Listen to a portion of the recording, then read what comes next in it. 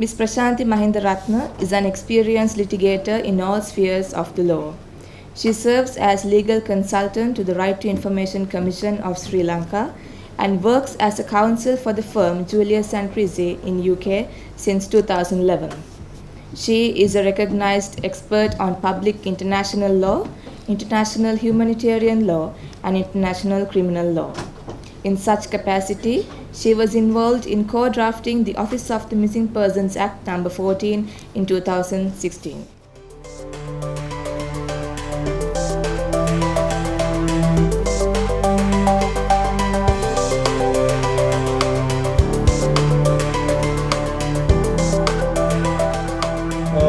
Anyway, I think now we turn to Ms. Prashanthi Mahindaratne, Senior Legal Consultant of the RTI Commission, who might be able to tell us as to how can we strengthen, how can we further strengthen these existing RTI regimes. And of course, there are many other points that we can draw our attention to.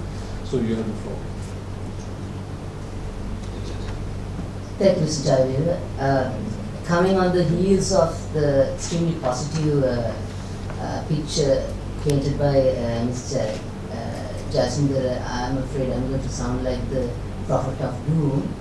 I would like to start off by congratulating the Sri Lanka Press Institute and the Norwegian Embassy for organizing this extremely timely discourse on RTI.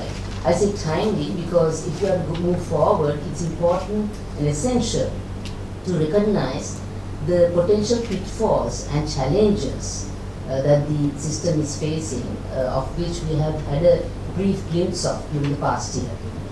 If RTI is to take root and grow within the system in a constructive manner. Recently, I read a news report published in the Hindustan Times, and Mr. Nayak might be able to later on talk about it, under the title, How RTI is Dying a Slow Death in India. The article reports that people are, the request made by citizens to the 4,950 plus public authorities in the center, in India, the central government, has reduced by over 6% due to the people losing faith in the system, as it's becoming more and more difficult to obtain information from the government due to stonewalling of information by information officers and slow disposal of appeals. And it's in addition to many other factors, politicization of appointment of commissioners, both at the state and as well as at the level of the center, are reported as being reasons for the status quo. Based on that article and as well as some other reports coming from other jurisdictions, RTI jurisdictions in the region, it appears that RTI is in retreat in the region.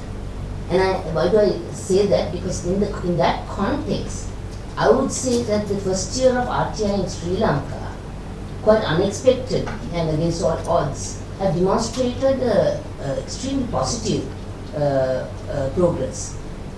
I say that based on statistics, and I believe you may have received most precise figures because the commissioners made presentations on the previous date.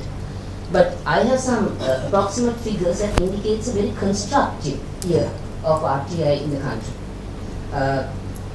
The Commission has rendered approximately 250 orders, both interim and final, out of an approximate total of 650 fully fledged appeals. And that total number obviously also includes pending orders from the RTIC. Of this figure, approximately 150 are fully considered final orders on various aspects of the RTI Act, highlighting the need for openness and decision making. And it's important that the content of some of these appeals range from matters of corruption in the state sector, right up to even disappearances by where families of disappeared have made application to the police asking for the status of investigation in respect of reported cases of missing persons. So it appears that in fact the citizens are becoming more and more aware of the value of the RTI law to their everyday needs, as well as you can see evolving practice amongst the citizens in exercising that right. And it is important to note that compliance of the RTIC orders by the public sector has been 100%. I don't want to jinx this by stating it out loud, but it's important to say that not a single revision application has been made in the Court of Appeal either by a public authority or a citizen against an order of the Commission. And that, I believe, is due to the fact that the RTIC is seen by all stakeholders as being fair and judicious in their decision making, which is perhaps one of the reasons. And therefore, I would say, I think it's a fair comment to make, that the first year, this infancy stage, is a positive demonstration of progress. A large part of the credit must go to the work of the Commission. But having said that, it's important for all to recognize that a very judicious, very progressive and hardworking Commission alone won't suffice. All stakeholders must cooperate towards the implementation of the law. And in that context, it's important to point out that the public sector is yet to fully comprehend and appreciate the ground norm, I would say the fundamental principle of RTI, which is disclosure of information. An exemption from disclosure is only the exception. And due to the lack of understanding of that simple fundamental notion, you find many information officers are complying with the law in the breach. What I mean by that is, based on what I've been privy to, I find that a number of information officers attempt to interpret the requested information, or rather misinterpret the requested information. A previous speaker referred to misinterpretation of law. I say that the information is misinterpreted in order to bring the information within the ambit of Section 5, the exempted categories, in order to justify non-disclosure. Whereas the law in fact requires information officers to disclose and only consider non-disclosure in respect of those categories of information that falls fairly and squarely within Section 5. Not to stretch the law nor stretch the information to bring it within the exemptions. And in addition to that, there is also the practice where most information officers submit requests on a habitual basis to the Attorney General's Department seeking legal advice as to whether information should be disclosed or not, which is not a conducive practice, because information officers and designated officers must be fully cognizant of their statutory and legal obligation to disclose and only seek legal advice in the case of complex matters. If I am to express an opinion, I believe the fault lies in the fact of an absence of a state policy supporting the law and a well thought of strategy. And I may stand corrected here pursuant to what Ms. Jackson just said, and actually Ms. Jackson listed out a number of measures taken.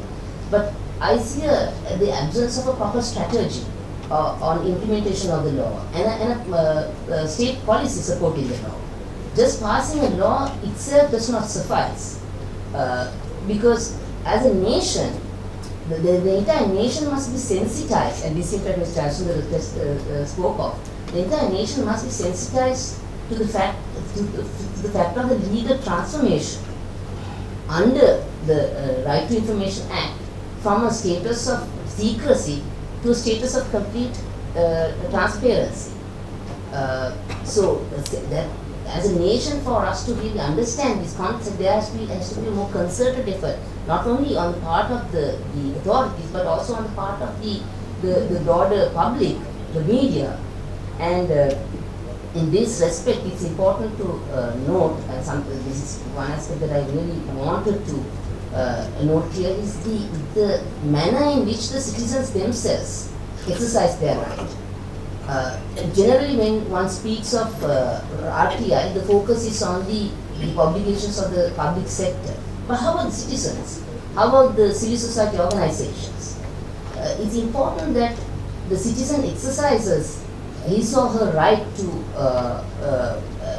information responsibly, in the sense of responsibility. Now, I recall in the heels of the launch of the law in 2017, reading about reports of organizations making applications for information, which at that stage, at that early stage, prematurely, caused, I believe, may have even caused a body blow to the entire RTI regime.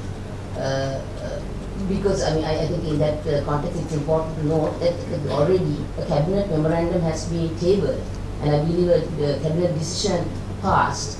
We're asking the Minister of Mass Media to submit a report to the cabinet as to amendments should be made to the RTI law.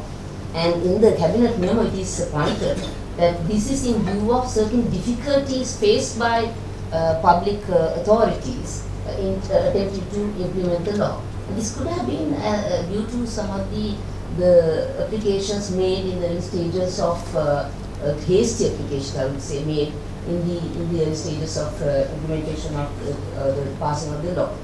And finally, this again is as I said it, I have only a minute or so. The litmus test as to whether an RTI regime can be a vibrant and a constructive system is as to how far the extent of compliance by public authorities in their proactive disclosures. The Commission has already issued guidelines under Section 8, 9 and 10 on proactive disclosure. It remains to be seen how soon and how far public authorities will comply with those guidelines. And if I could just mention one other point before I conclude. RTI also should not be seen as the cure for all ills, all ailments. A vibrant democracy must also have other tools, other means to promote transparency in amongst public functionaries. For example, our assets and declarations law, which is archaic. It's time to reform that, and there should be clauses requiring that declarations made by politicians and senior elected officials as well as senior bureaucrats to be made public as a matter of course without waiting for parties to ask for those under an RTI law. I mentioned those particular persons at the highest level of the state excellence because personally I believe that getting all public officers at every level to be subject to public scrutiny of their personal lives will be unfair. That's a matter for another debate, another time.